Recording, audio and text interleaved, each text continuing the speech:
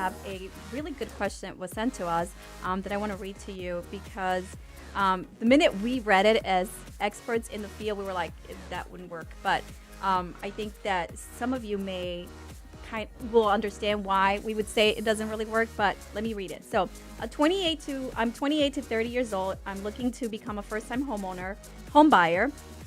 We're in love with walk-up style homes and lofted condos, and they want the place to be newly renovated, have 2 bedrooms and 1.5 bathrooms. Ideally, the place contains a patio and a walk-in closet.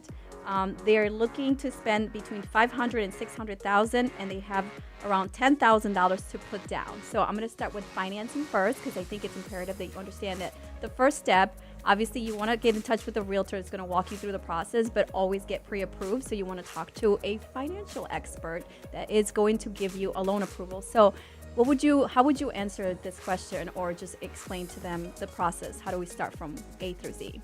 When you are looking at money down compared to how much you can afford on a property, the maximum amount you're going to be able to get financed of the home is 97% of the value, which means that 3% is left for the required minimum down payment.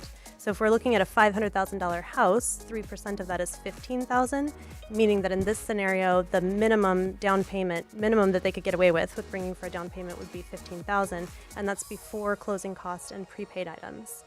Even at $500,000 with 3% down, $15,000 would give you a loan amount of $485. I don't think that's not conforming. That's not going to even work. So you'd actually have to drop that down to probably in the $450,000. Actually, FHA loan limits aren't quite that high either. Right. So depending on the county you're in and all that fun stuff, it could be as high as low 4. Can you explain the loan limits with different loan products that require how much down, so that we can at least, explain to them why it doesn't make sense in the paradigm of the specific loan product? Yeah.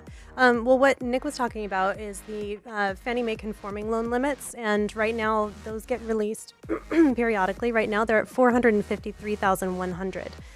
Then you have FHA that Nick also 3% mentioned. down. Yep.